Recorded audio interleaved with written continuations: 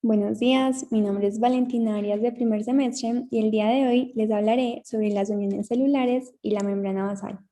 Para empezar, quiero recordarles que el cuerpo humano está constituido por cuatro tejidos básicos que son el tejido conectivo, el tejido epitelial, el muscular y el nervioso, pero hoy les hablaré principalmente sobre el epitelial. Bueno, entonces el tejido epitelial es un conjunto de células muy juntas que tienen que estar físicamente adheridas por las uniones celulares para que se impida el paso de sustancias no deseadas. Bueno, este tejido se va a encargar de tapizar las superficies del cuerpo, de revestir las cavidades corporales y de crear una barrera selectiva entre el medio externo y el tejido subyacente. También es importante que sepamos que se caracteriza por tener poco espacio y matriz extracelular, por reposar sobre una membrana basal, por presentar especializaciones de superficie, pues como microvellosidades, cilios y las uniones celulares, por ser generalmente avascular y por tener una polaridad estructural. ¿Esto qué quiere decir? Que van a tener dos extremos, uno apical y uno basal.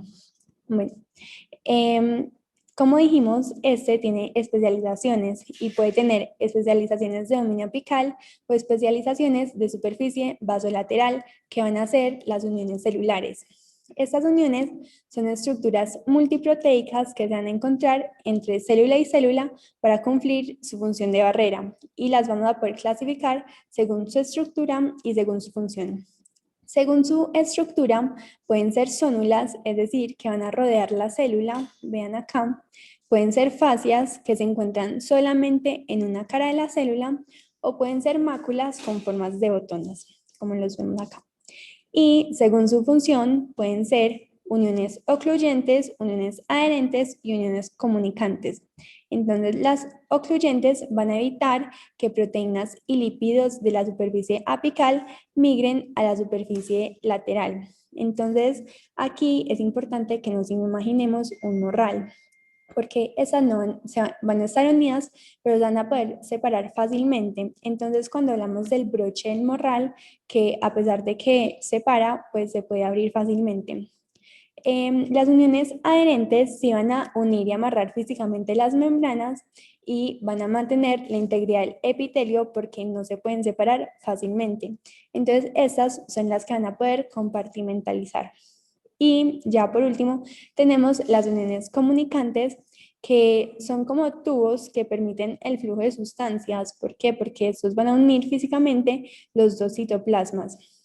Y quiero que siempre tengan presente que el concepto de tejido epitelial es uno solo, pero los epitelios tienen diferentes morfologías y funciones. Y como ejemplo, les traigo aquí el mesotelio, que es un tejido epitelial de revestimiento plano simple, que está en los pulmones, el tejido epitelial de revestimiento pseudoestratificado ciliado con células calciformes, que como tienen cilios sabemos que se van a encargar de barrer el tejido epitelial de revestimiento estratificado plano no queratinizado, que como no tiene queratina va a estar en la boca o en el esófago, y el tejido epitelial de revestimiento estratificado plano queratinizado, que vamos a tener propiamente en la piel.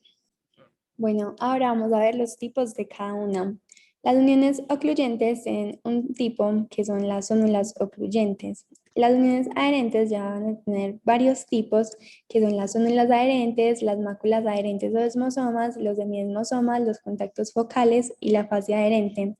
Y de uniones comunicantes no tenemos un tipo, sino que más una explicación como de qué los componen.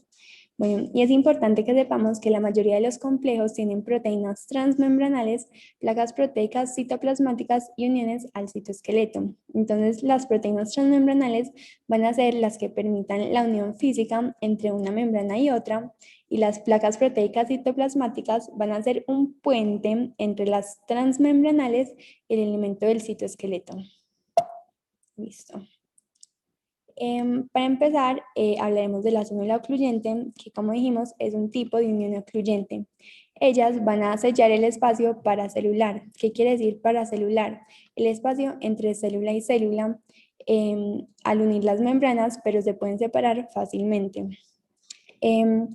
Ellas van a tener como proteínas transmembranales a las ocluinas, a las claudinas y a las YAM. Y es importante que sepamos que las claudinas son una familia con más o menos 20 tipos diferentes y hay unas que se comportan como poros de agua, como por ejemplo la claudina 2 y la claudina 4, que van a determinar la permeabilidad de la membrana. Entonces podríamos decir que mientras más claudinas hayan, más permeable sería el agua. Y ya las YAM están en algunos epitelios y complementan pues a las claudinas y a las ocludinas. Su placa proteica citoplasmática va a ser sonular 1, sonular 2 y sonular 3 y su elemento del citoesqueleto va a ser los filamentos de actina. Bueno, la sonula adherente ya va a ser un tipo de unión adherente. Entonces, ¿esto qué quiere decir? Estas van a unir con más fuerza.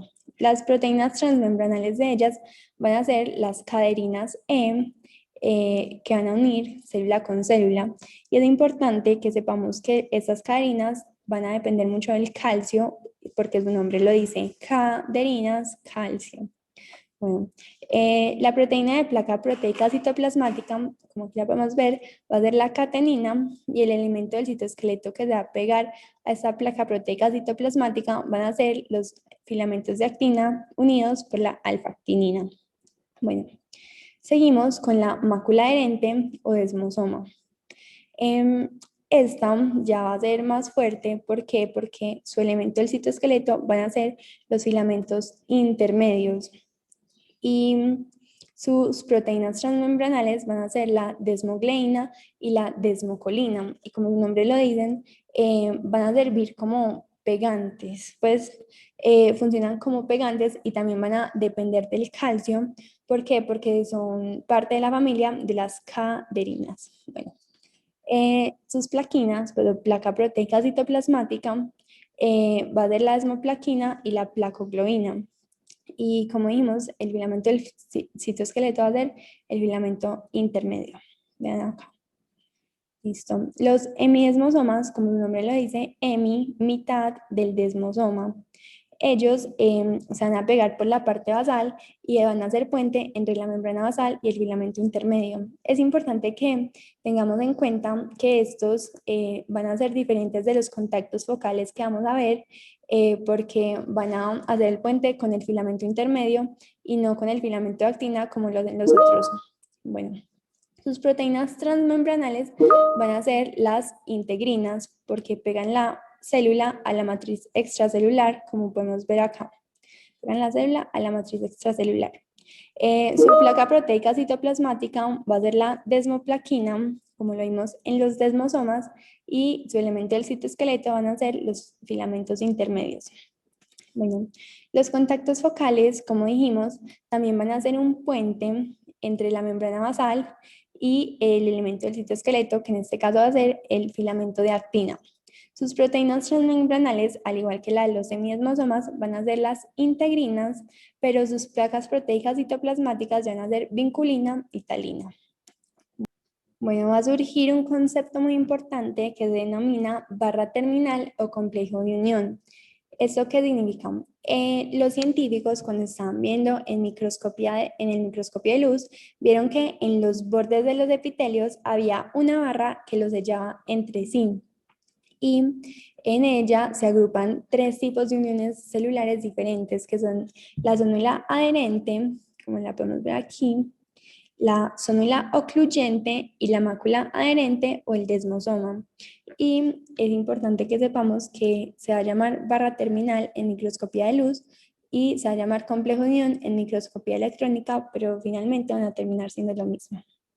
Bueno, por último estarían las uniones comunicantes, también llamadas gap o nexos de intersticio, que nos habla de que se unen 6 conexinas lateralmente. Vean, aquí hay 6 conexinas unidas lateralmente y forman una estructura tubular llamada conexón.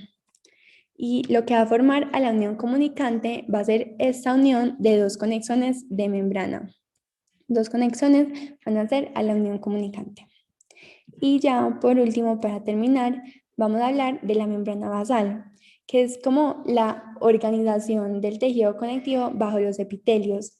Esta es una membrana de 3 capas, es decir, tiene una porción lúcida, una porción densa y una porción reticular, y se encuentra en la base de los epitelios o rodeando la célula.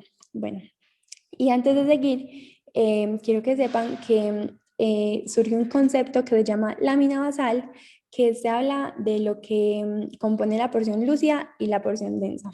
Bueno, las proteínas que se encuentran en la porción lúcida van a ser las integrinas, que son las que van a unir pues, la célula con la membrana extracelular, y las lamininas y la entactina, que son unas glicoproteínas de adhesión, es decir, que no van a tener como carga negativa abundante, no van a tener, como serían los proteoglicanos, que vamos a ver más adelante. Está ya la porción densa, en la que la principal va a ser el colágeno tipo 4, que también tiene perlacan. Ese ya sí es un proteoglicano que le confiere la carga negativa, y va a tener fibronectina, que es una glicoproteína de adhesión que va a servir como punto de anclaje. Bueno, en la porción subdensa o reticular vamos a encontrar fibras de colágeno tipo 7, que son como fibras de anclaje. También fibras elásticas verticales e inmaduras, como lo pueden ver aquí, cuerpos densos de colágeno tipo 4, fibras reticulares, también llamadas colágeno tipo 3, que son como la fibra elástica, pero ya madura y amarrada a las inmaduras, y el colágeno tipo 1.